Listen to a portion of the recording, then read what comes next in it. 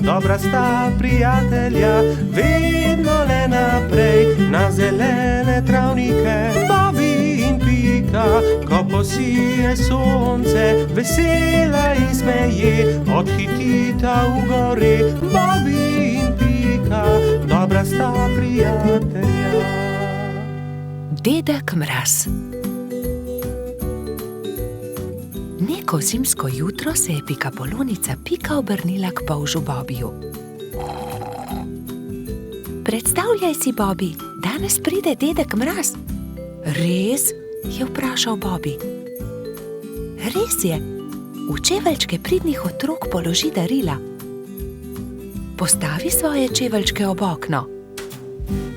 Zvečer je Bobby očistil svoje čeveljčke in jih postavil ob okno. Bil je zelo navdušen, ko se je odpravil v posteljo in zato ni mogel zaspati. Gledal je proti nebu, da bi videl, kdaj bo prišel dedek Mraz s svojimi sanmi in vprežnimi jeleni. Pika je naslednje jutro vstala zgodaj. Nemudoma je stekla k oknu. Darila so bila že v njenih čeveljčkih, barvice za barvanje ter veliko rdeče jabolko. Bobby je prav tako stekel k oknu. Bil je zelo navdušen, zelo ga je zanimalo, kaj mu je prinesel dedek Mraz. A kako grozno! Mali čeveljčki so bili prazni. Bobby je bil tako obupan, da ni opazil velike rdeče vreče ob drugem oknu. Spet in spet je gledal svoje čeveljčke, jih obrnil in pretresel, a v njih ni bilo popolnoma nič. Bil je tako žalosten, da se je odločil za vedno oditi. Dedek Mraz mi ni prinesel ničesar, a bil sem tako priden mali polž, je jokal. Medtem pa se je Pika odpravila k Bobbyjevi hiški. Živjo! Poglej, kaj sem dobila od dedka Mraza. A ne glede na to, kako dolgo je trkala, Bobby ni odprl vrat. Pika je postala prestrašena. Kam je šel Bobby? Moram ga najti. Rokač Gašper, Trod Baltazar in Metuljčica Rozi so odšli z njo. Bobby! Bobby! Bobby! Bobby!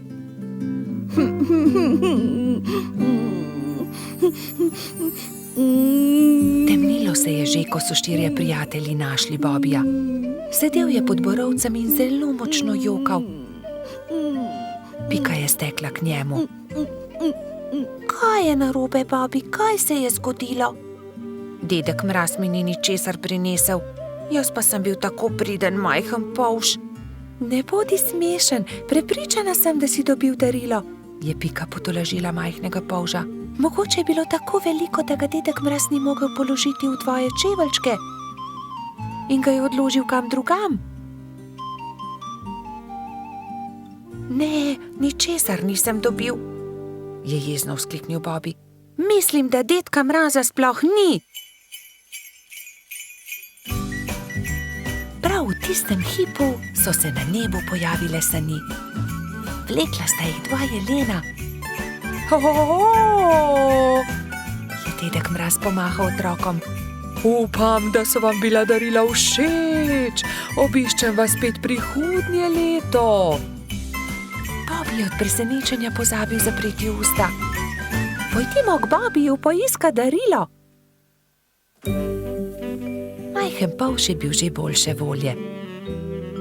Takoj, ko so vstopili v Bobbyjevo hiško, so našli veliko rdečo vrečo.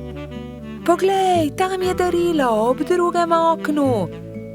Tam je, čudovito je. Bobby je odprl svoje darilo. Bili so barvni zvončki na veter.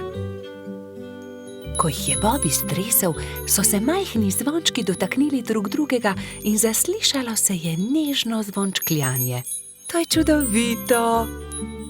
Gašper je obesil zvončke pred vhod in vsi so zaželeli Bobbyju lahko noč. Bobby je šel v posteljo zadovoljen. Ob zvoku zvončkov je hitro zaspal. Bobby in Pika, dobra sta prijatelja. Balon. Nekega poletnega popoldneva je v gozdu nastala nevihta. Pika Polonica Pika in polž Bibi sta to opazovala z okna pikaste hiše. Preteča nevihta je vrtinčila, obračala drevesa, poškodovala hiše, dež pa je padal kot iz škafa. Ko je dež končno prenehal in je veter utihnil, sta si dva dobra prijatelja ogledala gozd. Poglej sem, Pika, to drevo je izruvala nevihta, je vzkliknil Bibi. Moje cvetje pa je obral dež? Je vzdihnila Pika. Pika, Bibi, pridite hitro, pomagajta, nekdo leži na travniku, je pritekla kobilica Skokica. Na travniku je res nekdo ležal poškodovan, neka hroščica. Joj, kaj se je zgodilo s teboj, kako ti je ime, kdo si ti? Je v eni sapi vprašala Pika. Jaz sem Neli, hroščica, živim zgoraj na vrhu hriba, pa me je nevihta odpihnila in sem se udarila v glavo. Krila so nemočna, ne znam leteti, ne vem, kako bom prišla domov, je jokala Neli. Dvignili so Neli in jo odnesli v Skokičino zeleno hišo. Ne boj se, je na koncu rekla Pika. Pomagali ti bomo priti domov. Popoldne so prišli Trod Baltazar, Metuljčica Rozi in hrošč rogač Gašper. Vsi so razmišljali, kako bi lahko Neli pomagali vrniti se na vrh hriba.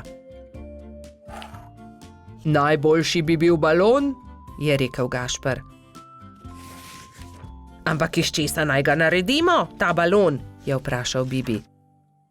Iz odeje vzglavnika rjuhe, je predlagala Rozi. In iz zaves pa brisač, je dodal Gašper.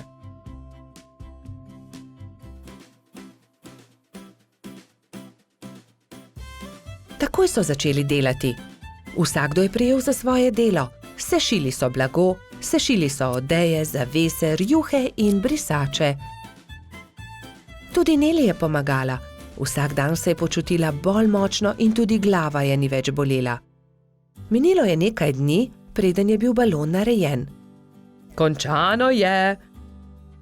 Hvala lepa, je veselo rekla Neli. Gremo na vrh hriba.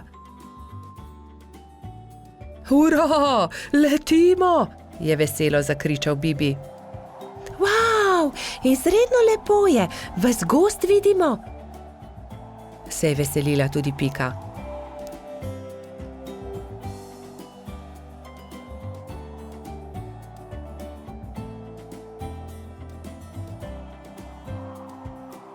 Kmalu se je začelo temniti. Ko so prišli do hriba, je Neli vzkliknila. Hurra, doma sem, hvala. Če želite, lahko do jutra ostanete pri meni, ravno danes bodo zvezdni utrinki. Z veseljem ostanemo, so enoglasno odgovorili. Neli je pogostila svoje nove prijatelje s čajem in z okusnimi slaščicami. Po večerji so posedali pred Nelino hiško na vrhu hriba. Sedeli in čakali, da se prikažejo zvezdni utrinki. Hurra, zvezdni utrinek, je navdušeno vzkliknil Bibi. Tudi jaz sem ga videla, je potrdila Pika. Tudi jaz, je dejal Gašper.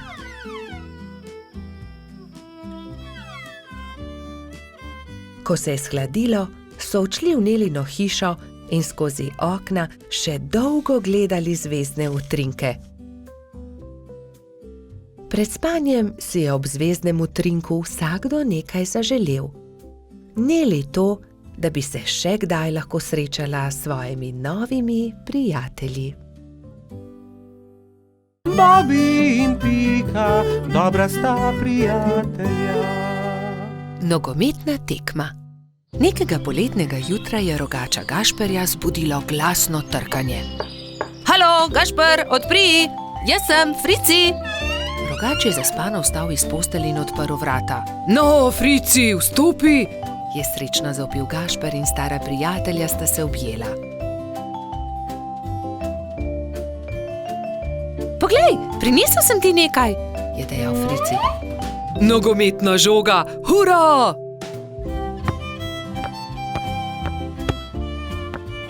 Ampak za nogomet potrebujemo moštvi, ga je opozoril Frici. V redu, sestaviva ekipi. Povejva vsem, je predlagal Rogač.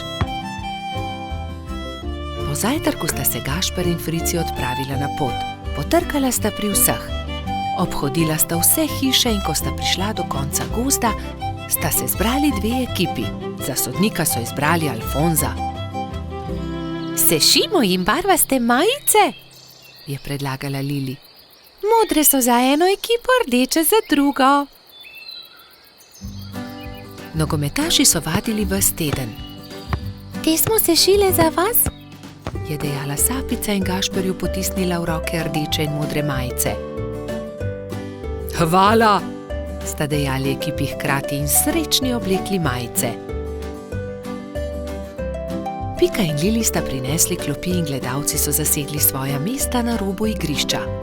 Nenadoma se je oglasila Alfonzova piščalka in tekma se je začela. To je to! Teci, Bobi! Je zavpil Gašper. Sem meni podaj! Je zavpil Gumbi. Hura! To je to!